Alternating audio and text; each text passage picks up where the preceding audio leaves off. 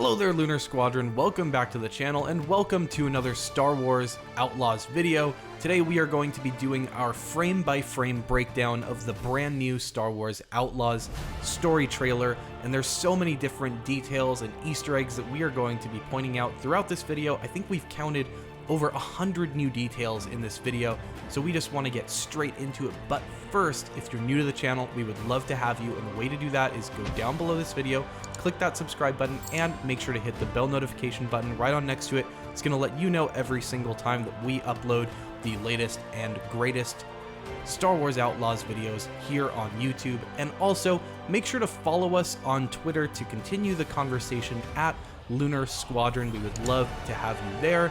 That said, Nick, ready to get into this one? Oh, I'm always ready for a trailer breakdown. All right, let's do this, guys.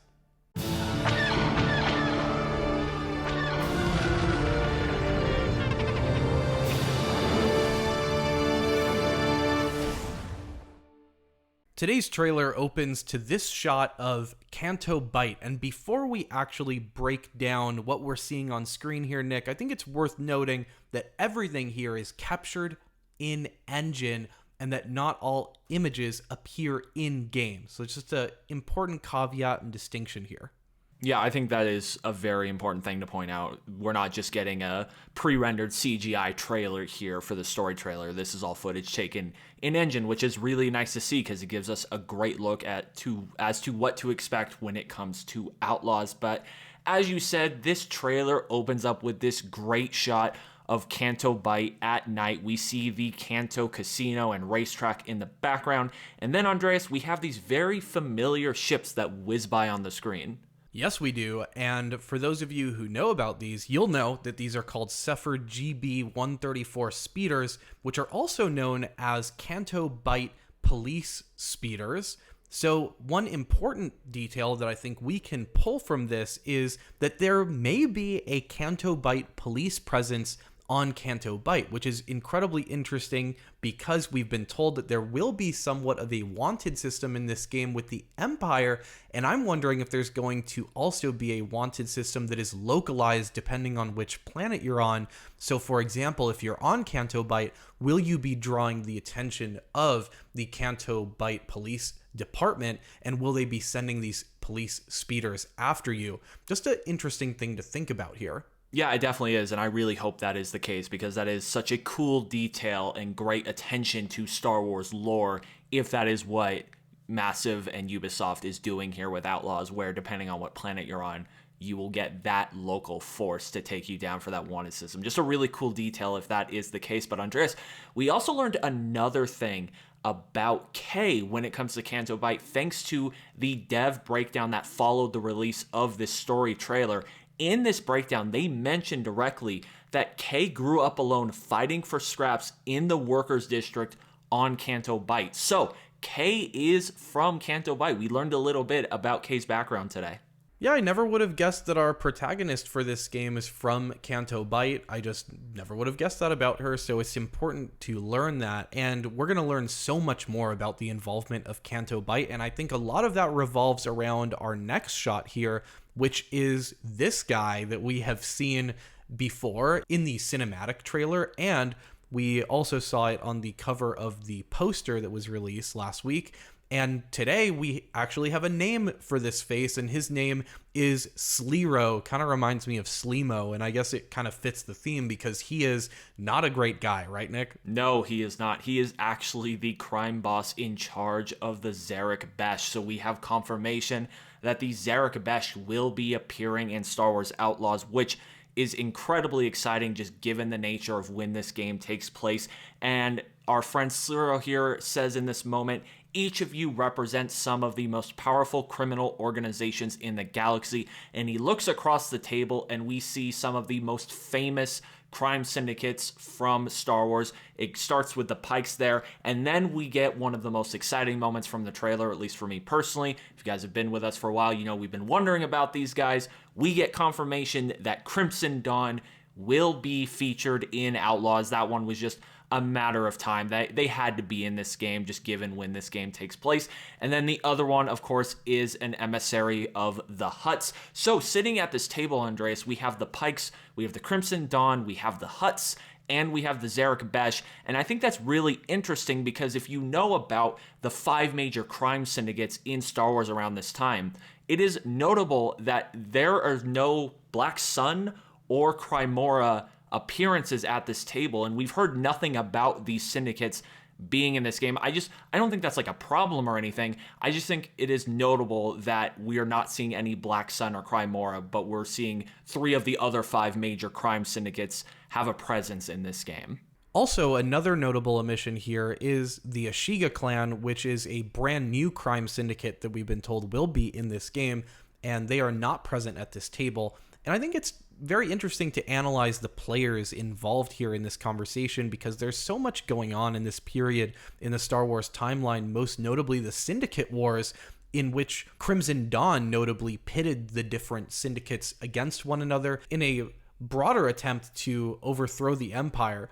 And I think it's very interesting that at this point in the Star Wars timeline now, Crimson Dawn is sitting down with Zerek Besh and they're working together. But I do believe, just based on the Star Wars timeline, that Crimson Dawn, they've got to have some ulterior motives here, and we have to imagine that these clans cannot trust one another, even if they are sitting at the same table with one another, and that's going to be one of the more interesting plot lines that will run throughout this game, seeing how all of that plays out. Yeah, I'm so happy you brought up the Syndicate War because it's taking place at the exact same time as this game, and we will see these factions that are sitting around this table that Zerek Besh has brought together for a larger purpose will be at war with each other within the same year. So it's just going to be so fascinating to just see these dynamics between all these syndicates and how they really just don't trust each other, and they're all out for their own thing and willing to backstab each other. It's just going to be such an interesting dynamic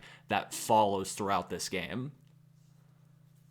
And then following this little crime syndicate thing, we get this shot of what we believe to be Akiva, and we see a Sentinel-class shuttle landing off in the distance. And Andreas, there's a main reason that we think this is Akiva, don't we? Yeah, that's right, Nick. First of all, the overall atmosphere really does remind me of what Akiva is supposed to be like.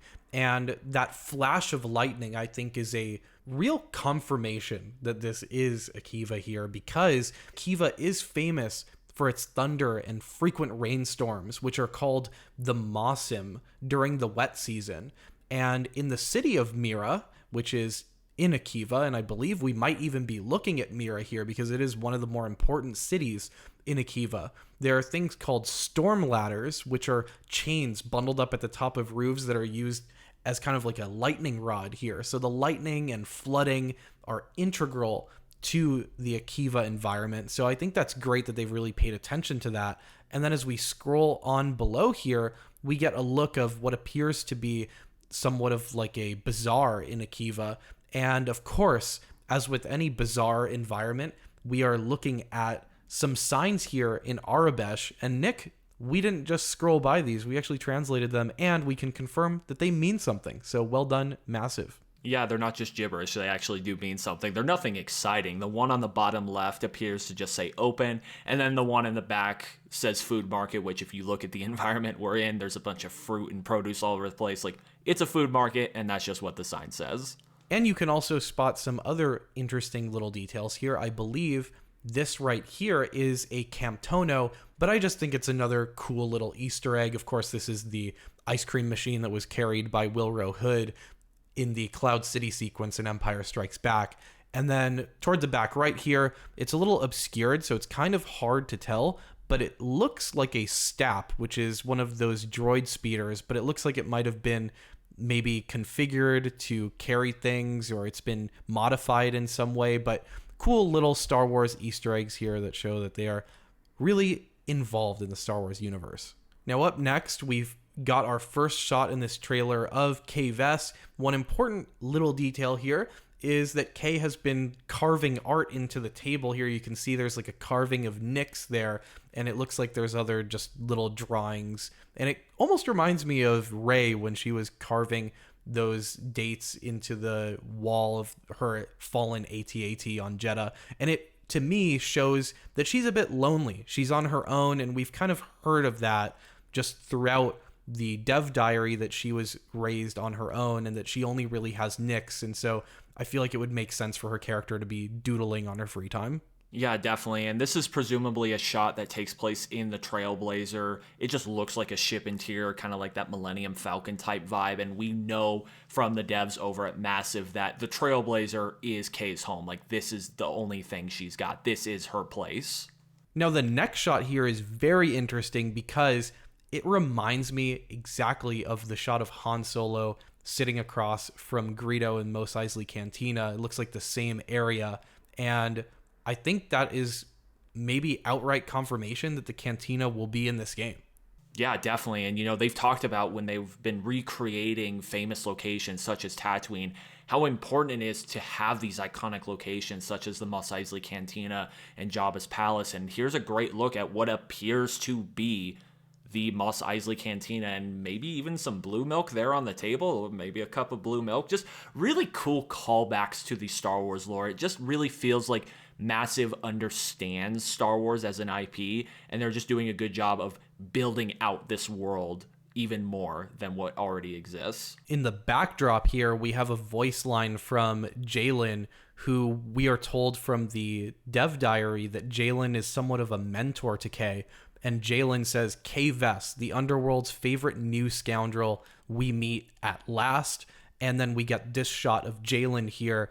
And just right off the bat, I'm loving Jalen's vibe. Just his outfit is pretty cool. And I feel like he's going to be one of those characters that you will see people cosplaying as. But Nick, I feel like you're a little suspicious of Jalen, huh? Yeah, there's just something about him. You know, I kind of get the similar vibes as some of the same characters from Solo. Just those outlaws, the smugglers, the scoundrels. They're always out for their own good. They're very two-faced. They may seem friendly on the surface, but really they're working for their own good. And I just kind of get the same vibes from him. So it's going to be really fun to see who we end up actually being able to trust throughout this game. I think that's going to be a very important part of this game.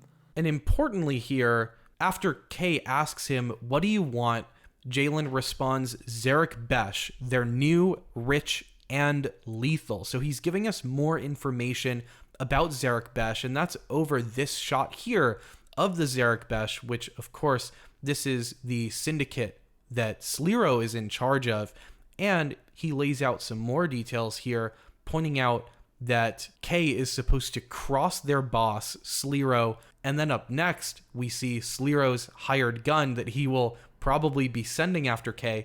And to that end, Nick, we got some information from the dev diary explaining a little bit more backstory between Sliro and Kay and how he ends up sending this bounty hunter Vale after her. Yes, we learned from the dev breakdown that this is a brand new bounty hunter, and her name, like you said, is Vale. And after a failed mission, Sliro doesn't exactly take kindly to Kay failing and sends what they say is one of the best bounty hunters in the galaxy after her. So while we're also trying to cross the Zerek Besh and steal their riches, we have their crime boss sending a feared bounty hunter after us at the same time. So we're in some deep shit here.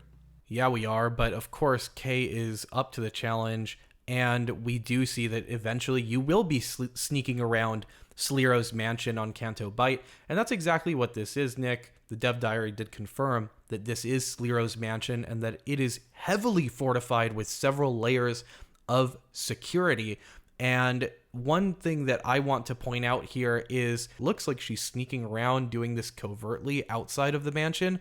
I'm wondering what happens if you do go in guns a-blazing and just try to ram your way in there. I'm wondering how much freedom of choice there is for you. Yeah, that's a great question. And, you know, given Ubisoft's most recent title with Assassin's Creed Mirage and kind of how that game pushed you towards more of the stealth mechanics in certain areas where you didn't have to do the stealth, but if you went in swords a-blazing trying to take people out, it was incredibly difficult, and the chances of you dying were incredibly high, to the point where it was like, you may not like the stealth, but like, save yourself some time, some agony and frustration, and just figure out the stealth portion of this area. One thing is for sure, we've learned that you will be able to gain the favor of several allies, and we'll talk more about this later on in the trailer, but that those allies will help you with this heist. It looks like, and I'm almost hoping that you're able to take a stab at the heist at the beginning of the game and that you just completely fail, and that you then have to go and get allies and gain reputation with different syndicates to help you. We know that you're going to be barred from certain areas, and we'll get into that later, and that your reputation will help you get into certain areas and do certain missions in the game. But I'm wondering how much that plays into the final heist here. And speaking of these different syndicate factions, Nick, we, of course, are in Jabba's palace here, and it's really important that we see Han frozen in carbonite here because it lets us know exactly where we are in terms of the Bounty Hunter Wars timeline, which is something that we initially thought would be playing alongside this story of this game. But it looks like the Bounty Hunter Wars, which were, of course, those wars over Han Solo frozen in carbonite, it looks like those have already taken place because we know that at the end of Bounty Hunter Wars, Han Solo frozen in carbonite is a fixture at Jabba's palace because Boba Fett is able to steal him back from the Empire and then sell him to Jabba. So it just places us on the timeline and gives us another point of reference. And how cool is it to be in Jabba's palace here as K-Vess? No, this is really crazy to be like in the throne room of Jabba's palace face to face with Han Solo. Like we saw in that cinematic reveal trailer, like Jabba carrying him frozen in carbonite into the palace. But I didn't think it was going to be like this direct where we could come face to face with the most famous smuggler in the galaxy, that like being Han Solo. So I don't know, this was just a very surreal thing for this trailer to experience. And up next, we get some new shots of the brand new planet Toshara. And I believe this is one of the first shots in engine that we're getting of the capital city Miragana, which is the city that is in that massive rock that you see in the back. And you get an even better look at the city here. Nick, one thing that I would love to point out here is how many different buildings and areas it looks like you're able to climb around in this city. It just looks so dense, and I really can't wait to dig on into this thing. You can look at any corner of this frame and find a new detail of it, which is really cool. Yeah, this is really promising for the open world side of this game. Just how dense everything looks, how big everything looks. Like, this is just one location that we will be able to visit on Toshara. We know that we will be able to go to multiple other locations from what we've seen from the trailers and gameplay walkthroughs and all of that. So even Toshara alone is a massive location. And then we have other planets, such as this next shot we get of Tatooine. And Andreas, that tower looks pretty damn familiar. Yeah, it is. This is the Abrikian Trade Tower, which is the high-rise building. It's the tallest building in the Mos Eisley spaceport. And of course, if you were watching Lunar Squadron back in the Lego Star Wars The Skywalker Saga days, you will remember this trade tower as the tower that we climbed pre-release before that game came out in the early access for that game.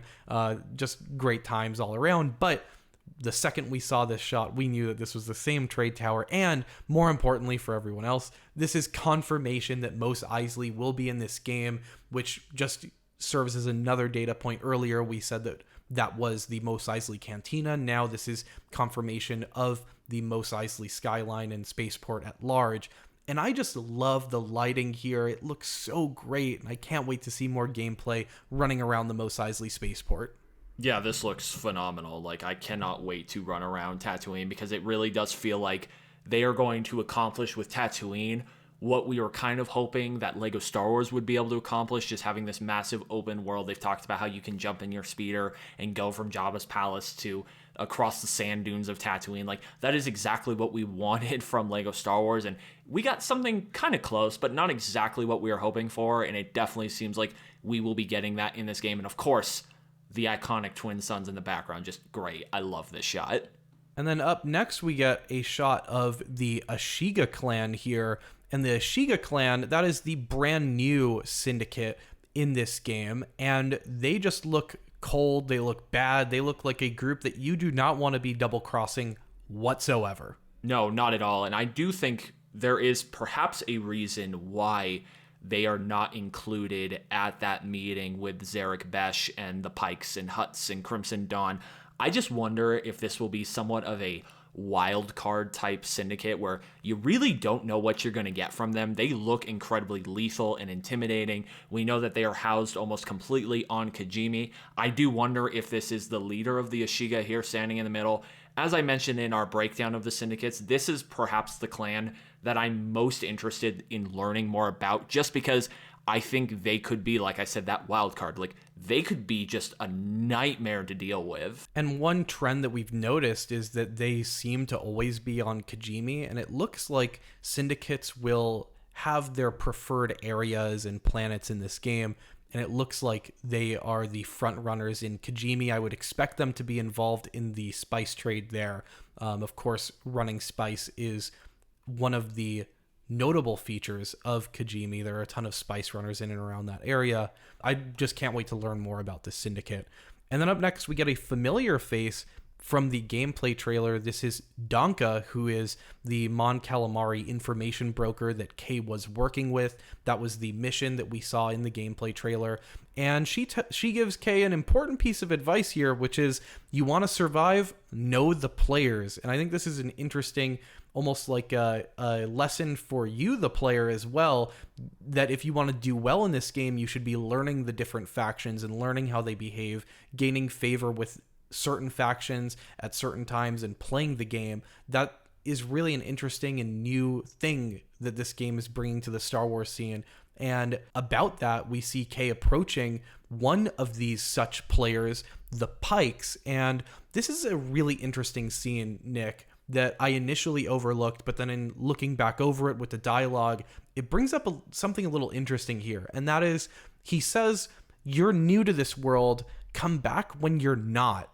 And then he seemingly has these other Pikes throwing her out of the area. Nick, this seems to be the reputation system at work in this game. It seems like this is a pure example of how the reputation system can work to your detriment. If you fail to build reputation with a particular syndicate, you're going to be thrown out of areas and not allowed to do certain things that might be advantageous to you had you built up reputation with those factions. Yeah, I think this cutscene goes a little deeper than just the cutscene. I think you're right. I think we are getting to see the reputation system at play here. And in the developer breakdown in this segment, they talk about how based off of your reputation with the syndicates, that will grant you or deny you access from certain territories, from certain vendors, and of course the jobs, like stuff that they've confirmed. But they happen to bring it up specifically during this portion of the developer breakdown. So I do think we are getting to see the reputation system at work here. And it will be cool if there are cutscenes tied to it where like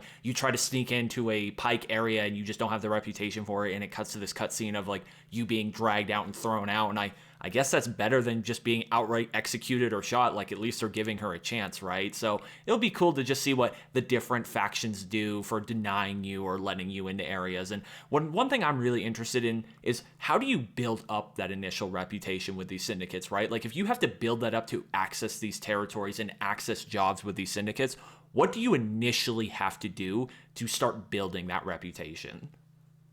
And I'm wondering, how deep does the rabbit hole go? Can you get to that level of standing where you're almost like a high-level member of a particular syndicate? And to your note, Nick, are you able to just walk into somewhere like Jabba's palace, like she's doing right now?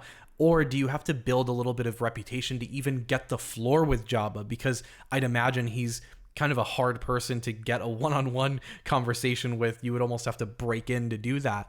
But I love this shot here. There's so much to pick apart. I love all of the tiny details of Jabba's cabinet. Of course, to his right, you have our favorite Kowakian monkey lizard, Salacious B. Crumb, and then behind Jabba, you have Jabba's left-hand man, Bib Fortuna. So I just can't wait to dig in with these beloved Star Wars characters here. Yeah, this is so cool. We see a Gamorrean guard there, like just such great callbacks to Return of the Jedi, of course, with Han Solo hanging on the wall. Like, this is just pure nostalgic Star Wars. I love this. I just love the vibes we're getting from this game. And like, I've seen some people be like, yeah, this is just pure like fan bait, nostalgia baiting, like all of that fan service. But I'm like, I don't really care. Like, this is just really cool. I'm so excited to experience this for myself in a game. Like, I just can't wait for this. I love this stuff.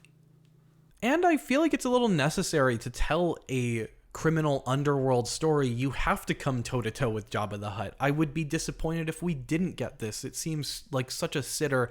Also, I can't help but get the feeling that Kay is standing over the Rancor grate, and we've seen that a Rancor will be in this game, so I'm wondering if this interaction does end up going south. But to move along here, this looks like we are smack dab in the middle of Imperial territory here. It looks like Kay has gotten herself entangled with some Imperial mess. And I'm wondering, just from a later shot in this trailer, if this is a hangar in an Imperial Star Destroyer.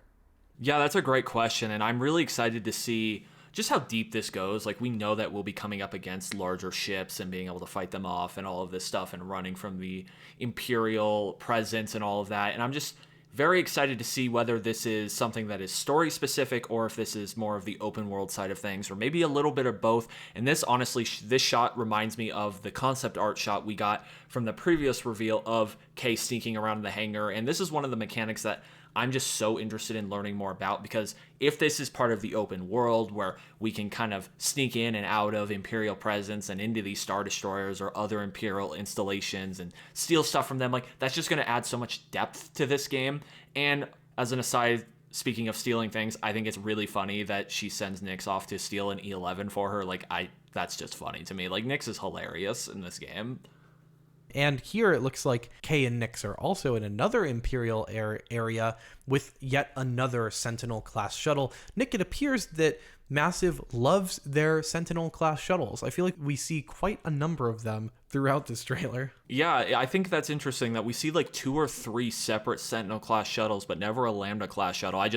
There's probably no rhyme or reason to that, but it's just an interesting detail that we picked up here. And the other thing that's interesting about this segment here is we see some like in-engine combat animations. Like, this is clearly not pre-rendered like CGI combat here. It's just from a different point of view, different angle. This looks like some of the actual combat animations we'll see in this game. And it looks like, to me, Andreas, we are on Toshara in this part, so there will be Imperial installations around Toshara, I guess, is my suspicion here. This doesn't look like Akiva. Obviously, it's not Tatooine or Kajimi or anything like that. This fits the bill for Toshara.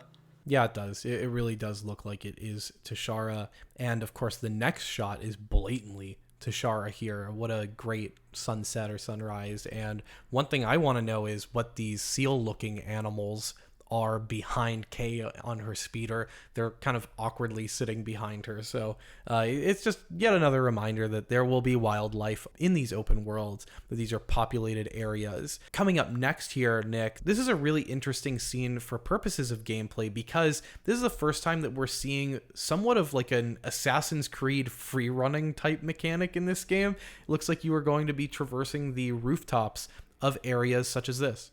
Yeah, this looks incredibly exciting, and it would really add depth to the gameplay. And my biggest question from this segment here, is this a on-the-rails segment of the story where you're running across the rooftops, or is this a mechanic that we will actually be able to use? And there will be built-in verticality into the open-world exploration of this game. That is probably the biggest question I take away from this segment.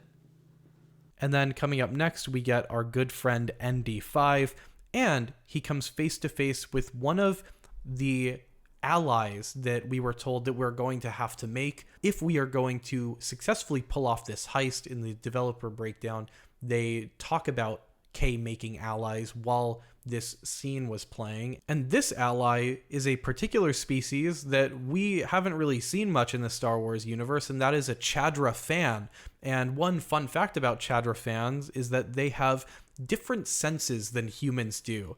On top of their regular sight, touch, taste, sound, and smell, they also have infrared sight and chemoreceptive smell, and all of their senses are far more acute than humans. So I could definitely see how a Chadra fan with elevated senses could come in handy for Kay as she's trying to pull off this massive heist. Yeah, one of the big things I'm wondering here as far as gameplay loop and just as the story develops is they talk about, like you said in the developer breakdown, that Kay's going to have to put a ragtag team together to help her pull off the heist to end all heists, right? and then we see these different species, and you just mentioned that the Chadrafan has some advantages that humans simply don't, like infrared sight and all of that kind of stuff. And I just wonder, will we be able to change out who we take with us on a mission? So like maybe we don't take Nyx, but we take this Chadrafan with us, and that unlocks some new abilities that there's certain things Nyx can do and there's certain things that this Chadrafan can do. I kind of think similar to that Starfield mechanic where you could pick who would come along with you on a certain mission, and they had certain advantages and certain disadvantages and stuff like that, and you kind of had to pick and choose based off of what type of mission you were coming across. I wonder if a similar gameplay mechanic will be at play here with Outlaws, or will it always just be Nyx, and then they'll find a way for these characters to just kind of work into the story and just be AI along the way. I'm just very curious to see what they mean by you have to build out a team of allies to help you with these missions. Yeah, and then I think we also might get a look at the next ally, which is this Rodian, who appears to be a master when it comes to working with droids and working on droids. It looks like he's removing a restraining bolt from this protocol droid.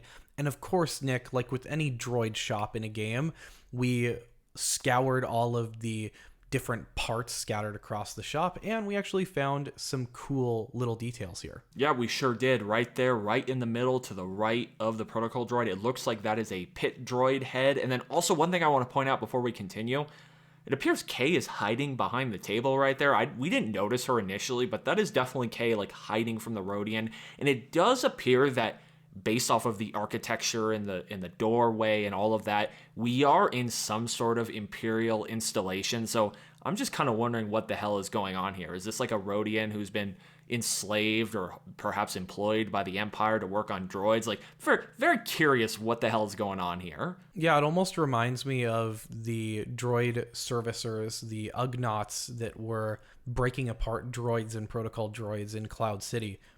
Except it looks like he's doing more of like a repair job than a deconstruction job. But another detail that we spotted is a potential IG series leg here in the bottom right-hand side of the frame. And what I think is maybe the coolest is these B1 battle droid torsos in the back of this shot here. And this is where you get a great look at our Rodian friend. He looks like he will end up being a friend, I hope, and maybe will help us with all of our droid needs that can help us throughout our heist operation.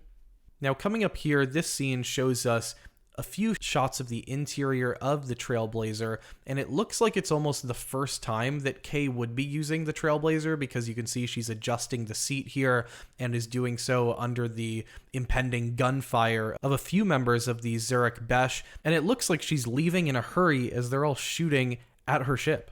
Now, I do wonder, you kind of put the idea in my head. You talk about perhaps she's stealing the Trailblazer in an attempt to get away, and this is early game, and we learn about how Kay gets possession of the Trailblazer. We have heard earlier from the breakdown from the developers, and we've heard from dialogue in this game that Kay failed a mission, failed a job for Sliro, and I just wonder if that's this mission. Like, she failed, and this is her trying to get away from the Zerek Besh, and that's how she steals the Trailblazer and gets in possession of it. Of course, this is all just blatant speculation, but it definitely looks like she's on the run, and it definitely looks like the Zerek Besh were in possession of the ship. Of course, they could have just captured her, and this is her just getting away, but I just wonder if it has something to do with this supposed failed job that they sent this bounty hunter after her for. Yeah, I mean, it really would make sense, because we've learned that Kay is a character that grew up in Kanto Bite, and we've also learned that Sliro and the Zerek Besh operate on Kanto Bite. So it would make sense that she felt stuck on Kanto Bite, that she takes one job with the Zerek Besh at the beginning of the game, that it goes totally south, and then here she steals one of their ships, the Trailblazer, to leave, and then that sparks this whole story where she's going to different areas in the criminal, seedy underbelly of the Star Wars universe. But I'm starting to see the plot of this game start to crystallize here, and I'm starting to get a much better understanding of what's going on with this game, which is exactly what you'd hope a story trailer would do. And it looks like we also get a bit of trailer magic here, as if she is leaving Kanto Bite in this shot, Nick, the next shot certainly is not Kanto Bite in the back. Rather, this does look like a shot of Kajimi. Yes, absolutely. If you compare it to all of the other planets that are confirmed to be in this game and shots we've gotten of planets from the gameplay, this is clearly not Akiva. It's obviously not Tatooine or Cantonica. It's Kajimi. Like, it just has to be. Now, up next, we get an important soundbite here from Vale, and she's talking about Kay Vess, and she's telling Sliro that Kay is more connected than you let on, Sliro. Vess is mixed up in something bigger. And it's really interesting, Nick, that at the beginning of this trailer and throughout, we've been led on to believe that Kay Vess is just breaking her way onto the scene in with these syndicates. And so it's really interesting to then hear this bounty hunter, who's supposedly one of the baddest and best bounty hunters in the galaxy, that she's almost scared of Kay, that Kay is onto something much bigger than what these syndicates are onto. And that makes me really intrigued to learn what the hell she's talking about. Any guesses? Honestly, I think it's awfully suspicious that we get this voice line and then one of the very next shots we get following this is this shot of an Imperial Star Destroyer and Kay running from the Star Destroyer, and also running from the Star Destroyer with Kay and the Trailblazer are a bunch of X-Wings, and we know that the Rebellion loves their X-Wings, so I'm just saying, I don't know if she's mixed up in the Rebellion and eventually ends up getting involved with it, similar to other characters we've seen from Star Wars games, such as Iden Versio, but I think it's a little suspicious that you get this voiceover about her being mixed up in something larger, and then we get this shot of Imperials and what appears to be Rebellion presence with Kay right there in the mix running from the Imperials. And also another thing, the Star Destroyer in the background appears to be missing its shield generators. I wonder if that was intentional, they blew them up, or maybe it was just like a rendering issue. I just noticed that. It's not a big deal. It's just the Star Destroyer looked very off, and I couldn't put a finger on it, and then I finally realized that the shield generators were missing, and that was kind of what was off about it. Maybe it just got blown clean off, but I'm not sure. We'll see. And then this next shot here, we get Kay on her speeder, and what this shows to me is that you will be able to traverse over water in this game with the speeder. It'll help you get over lakes and bodies of water. Will you be able to swim in this game? I'm just wondering that whenever I play a new open world game, I feel like that's one of the first things that I try to do is jump into water and see what happens. Just a thing that I'm interested in. They have introduced swimming as a mechanic in more recent Assassin's Creed games, so I wouldn't be surprised if that is in this game. And then we get some more shots here. These are just, I'd say, random shots of different things. This one is her fighting the wildlife on Toshara. And again, that's just another reminder that there will be wildlife that may be a danger to you as you are traversing these open worlds. And then up next here, Nick, we get these random droids. I'm not quite sure what droids these are. They may be new droids entirely. Yeah, I gotta say, not very familiar looking to us. If you guys happen to know what these droids are and you could let us know, please, down below in the comments, tell us what these droids are, because I just couldn't figure this one out for some reason. And then up next, Nick, we get a shot on Kajimi, and of course, like most Kajimi shots here, we do see the Ashiga clan's presence.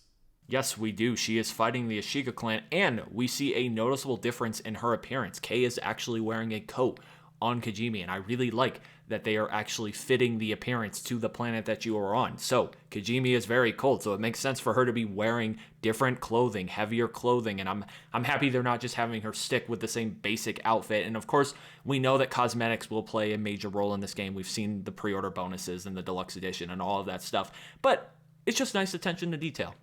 Here she's running away from two TIE interceptors, and then up next we get just another one-off shot of her in an altercation. And then here, Nick, we get maybe some more of that traversal, but we have seen this particular hook mechanic in the gameplay. We know that that is a gameplay feature, but I'm just, again, on the fence as to how deep the traversal rabbit hole goes in this game. Will we be able to do something like outright free running in Assassin's Creed, or is it more limited, like just the hooks that you're throwing over areas just like this and like the one that we saw in the gameplay demonstration earlier on?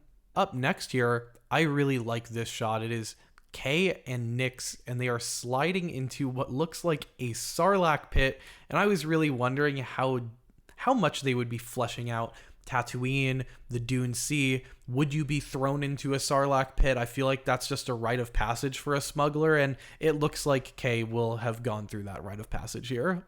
Yeah, definitely. Very cool to see that Sarlacc pits will be heavily involved, at least somewhat, in Outlaws, and they're going to be a hazard because you definitely don't want to go towards one of these like Kay is. So going to be cool to see how they feature in this game. And we also see later on another creature that we're not going to want to tangle with Tatooine. But before we get to that, we have this really cool shot of a Death Trooper exiting another Sentinel shuttle in the background. This appears to be Akiva just based off of the lighting and the topography going on. This just looks like Akiva. And one thing they did mention earlier on last year, that as you built up that wanted level, similar to GTA, the higher you go, the more quote-unquote stars you earn, they would send more elite-type troops after you, so things such as these Death Troopers, and then in the very next shot, we get to see an ATST. So it's just going to be really cool to build up that wanted level and see if you can survive these Death Troopers and these ATSTs and get away from being wanted by the Empire. Like, that's just going to be a fun open-world mechanic to play around with like it is in GTA.